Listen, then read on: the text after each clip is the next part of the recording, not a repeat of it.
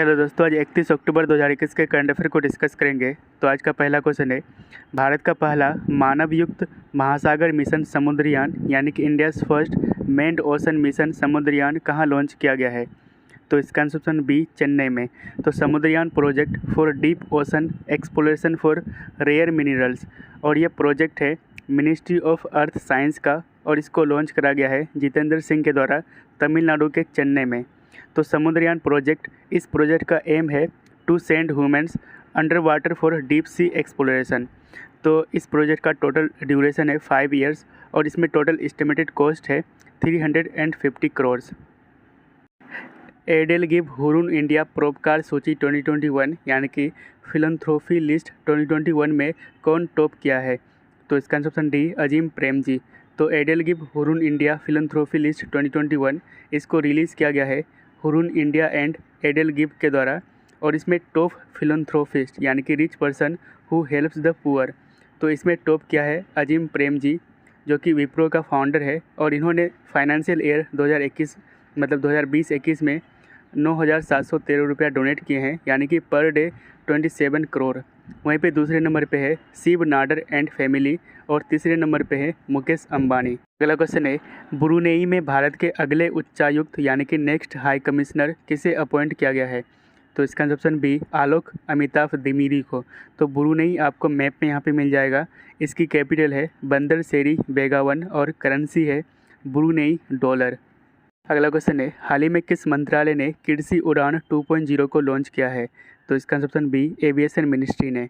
तो कृषि उड़ान, उड़ान मतलब उड़े देश का आम नागरिक, तो कृषि उड़ान 2.0 इसको लॉन्च करा है सिविल एविएशन मिनिस्ट्री ने, और इसके प्रेजेंट टाइम मिनिस्टर है ज्योतिरादित्य सिंधिया।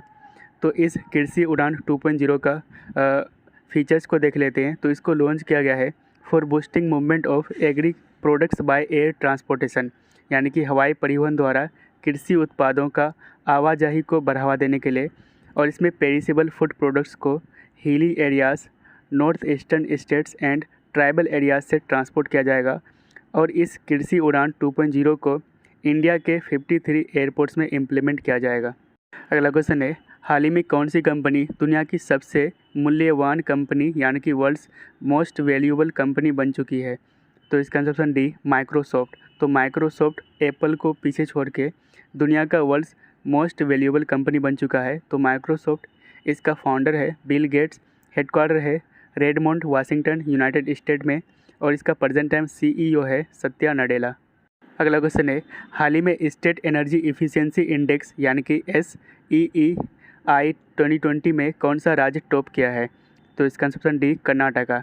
तो स्टेट एनर्जी इफिशियंसी इंडेक्स 2020 इसको रिलीज़ किया गया है मिनिस्ट्री ऑफ पावर के द्वारा, और इसमें टॉप स्टेट किया है, मतलब जो एक रैंक पे है वो है कर्नाटका, एंड राजस्थान सबसे ज़्यादा जो मैक्सिमम इम्प्रूवमेंट किया है, जो कि दूसरे नंबर पे है वो है Rajasthan, because of Rajasthan solar energy policy 2019 and wind and hybrid energy policy 2019। तो ये दोनों पॉलिसी के द्वारा राजस्थान दूसरे नंबर पे है, और सबसे ज़्यादा मतलब इम्प्रूवमेंट किया है राजस्थान। और तीसरे नंबर पे हरियाणा, और चौथे नंबर पे पंजाब, और पाँचवें में है महाराष्ट्र। अगला क्वेश्चन है, हाल ही में NCLAT के नए चेयरमैन के रूप में किसे अपॉइंट किया गया है? तो इसका ऑप्शन ए, अशोक भूषण को। तो NCLAT यानी कि national company law appellate tribunal, इसके न्यू चेयरमैन 4 साल के लिए अपॉइंट किया गया है अशोक भूषण को, जो कि फॉर्मर सुप्रीम कोर्ट के जज थे, और इसको अपॉइंट किया गया है गवर्नमेंट ऑफ इंडिया के द्वारा। एंड इसके अलावा NCLT यानी कि नेशनल कंपनी लॉ ट्रिब्यूनल, जो कि हैंडल करता है इम्पोर्टेंट इंसॉल्वेंसी रिलेटेड मैटर्स, यानी कि जो भी महत्वपूर्ण दिवालिया संबंधी मामले हैं उसको हैंडल करता है NCLT। और इसके न्यू प्रेसिडेंट बनाए गए हैं रामलिंगम सुधाकर को, जो कि फॉर्मर चीफ जस्टिस थे मणिपुर हाई कोर्ट के। तो NCLAT की बात करते हैं तो इसको कंस्टिट्यूट किया गया था under section 410 of the companies act 2013, और इसकी स्थापना की गई थी for hearing appeals against the order of NCLT यानी कि नेशनल कंपनी लॉ ट्रिब्यूनल के आदेशों के खिलाफ अपील की सुनवाई के लिए NCLAT की स्थापना की गई थी under section 410 of the companies act 2013। अगला क्वेश्चन है, हाल ही में मुख्यमंत्री घासीयाड़ी कल्याण योजना किस राज्य में लॉन्च की गई है? तो इसका आंसर ऑप्शन बी, उत्तराखंड में। तो मुख्यमंत्री घासीयाड़ी कल्याण योजना इसको लॉन्च किया गया है उत्तराखंड में by union home minister Amit Shah के द्वारा। And under this scheme fodder यानी कि जो मवेशी का चारा होता है उसको मतलब सप्लाई किया जाएगा इन remote areas of the state. तो उत्तराखंड से रिलेटेड करंट अफेयर को देख लेते हैं। तो उत्तराखंड के 2 कैपिटल है, विंटर है देहरादून, समर है गैरसैंण। उत्तराखंड के सीएम है पुष्कर सिंह धामी, गवर्नर है गुरमीत सिंह। इंडिया का हाईएस्ट हर्बल पार्क ये उत्तराखंड में खुला है। इंडिया का पहला earthquake early warning mobile app इसको लॉन्च किया गया है उत्तराखंड में और इसको डेवलप किया गया था आईआईटी रुड़की के द्वारा, जो कि उत्तराखंड में स्थित है। वात्सल्य योजना for Covid orphan children mission हौसला इसको लॉन्च किया गया था यूके पुलिस के द्वारा। और इंडिया का पहला स्टेट उत्तराखंड बना है जो कि हस्बैंड के एंसेस्ट्रल प्रॉपर्टी में को ओनरशिप राइट्स दिया है। अगला क्वेश्चन है, हाल ही में चर्चा में रहे AY.4.2 निम्नलिखित में से किससे संबंधित है? तो इसका आंसर ए, कोरोना वायरस है। तो AY.4.2 जो कि यूके में इसको यूनाइटेड किंगडम में डिटेक्ट किया गया था और इसको मतलब इंडिया में भी डिटेक्ट किया जा रहा है according to report by India SARS-CoV-2 genome consortium यानी कि INSA-CoG। तो AY.4.2 जो कि डेल्टा वेरिएंट ऑफ कोविड-19 का म्यूटेशन है और डेल्टा वेरिएंट को B.1.617.2 के नाम से भी जाना जाता है और इसको पहली बार इंडिया में आइडेंटिफाई किया गया था। तो कुछ कोविड-19 वेरिएंट है जिसको WHO ने नाम दे रखा है। तो वेरिएंट ऑफ कंसर्न में इंडिया का B.1.617.2 आता है और इसको WHO ने नाम दिया है डेल्टा। वहीं पे यूके का अल्फ़ा, साउथ अफ्रीका का बीटा एंड ब्राज़ील का gamma. End variant of interest में आने वाले B.1.617.1, ठीक है, इसका नाम दिया गया है WHO ने कप्पा और इसको पहली बार इंडिया में डिटेक्ट किया गया था। अगला क्वेश्चन है, हाल ही में किसे 3 साल के लिए RBI गवर्नर के रूप में फिर से अपॉइंट किया गया है? तो इसका ऑप्शन बी, शक्ति कांता दास को। तो recently appointment committee of the cabinet approved reappointment of शक्ति कांता दास एज RBI गवर्नर। तो RBI की बात करते हैं तो इसका फुल फॉर्म होता है रिजर्व बैंक ऑफ इंडिया। इसका फॉर्मेशन हुआ था 1 अप्रैल 1935 को। हेडक्वार्टर है मुंबई में और इसका ओनरशिप है मतलब गवर्नमेंट ऑफ इंडिया के मिनिस्ट्री ऑफ फाइनेंस के पास और इसके पहले गवर्नर बने थे सर ओस्बोर्न स्मिथ। अगला क्वेश्चन है, हाल ही में भारतीय नौसेना का यानी कि इंडियन नेवी का स्टील्थ फ्रीगेट तुसील को किस देश में लॉन्च किया गया है? तो इसका ऑप्शन बी, रसिया में। तो recently 7th Indian Navy frigate of P1135.6 class Tushil इसको लॉन्च किया गया है रसिया के यानतार शिपयार्ड में। तो ये तुसील जो ये एक संस्कृत नेम है और इसका मतलब होता है प्रोटेक्टर शील्ड और इस नाम को दिया गया है डाडला विद्या वर्मा के द्वारा। And in this ship stealth technology को इस्तेमाल किया गया है। तो स्टील्थ टेक्नोलॉजी का क्या फ़ायदा होता है कि ये मतलब इनविजिबल टू रडार यानी कि रडार के पकड़ में नहीं आता है इस स्टील्थ टेक्नोलॉजी के जरिए।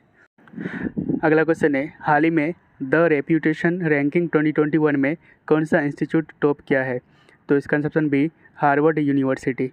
तो रिसेंटली द यानी कि Times Higher Education reputation ranking 2021 में इसमें इंडिया में टॉप करा है IISc बेंगलुरु और इसका रैंक दिया गया है 90 to 100 बैंड।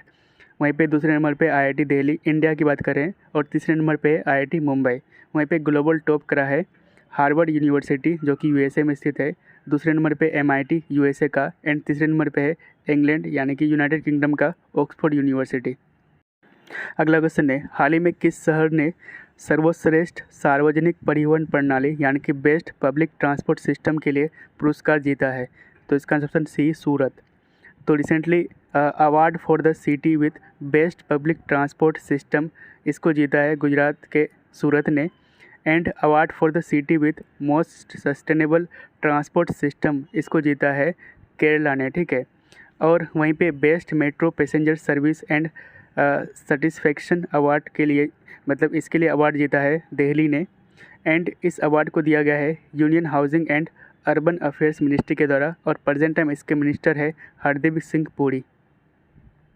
अगला क्वेश्चन है, हाल ही में एप्पल फेस्टिवल यानी कि सेब महोत्सव का आयोजन किस राज्य में किया गया है?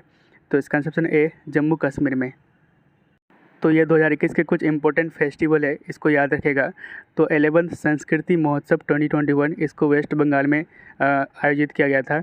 ब्लैक सोल्ट राइस फेस्टिवल 2021 इसको उत्तर प्रदेश के सिद्धार्थ नगर में ऑर्गेनाइज किया गया था। कलरव बर्ड फेस्टिवल बिहार के जमुई में। मांडू महोत्सव मध्य प्रदेश में। सिग्मो फेस्टिवल गोवा में।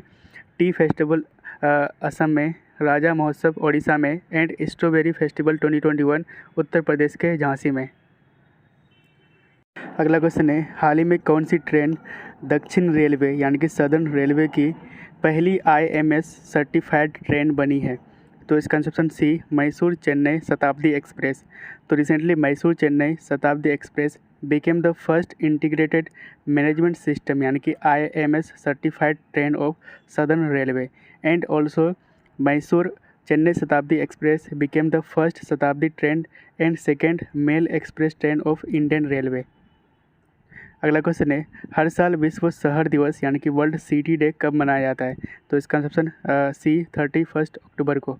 तो वर्ल्ड सिटी डे हर साल 31 अक्टूबर को मनाया जाता है और इस बार 2021 की इसकी ग्लोबल थीम है adapting city for climate resilience यानी कि जलवायु लचीलापन के लिए शहरों को अपनाना। ठीक है, तो ये प्रीवियस डे का क्वेश्चन है, तो इसका आंसर आप कमेंट में जरूर दीजिएगा। तो क्वेश्चन है, किस मंत्रालय ने राष्ट्रीय जागरूकता अभियान संभव शुरू किया है? Which ministry has launch the national awareness campaign संभव? तो आपका ऑप्शन है MSME ministry, education ministry, agriculture ministry या फिर डिफेंस मिनिस्ट्री।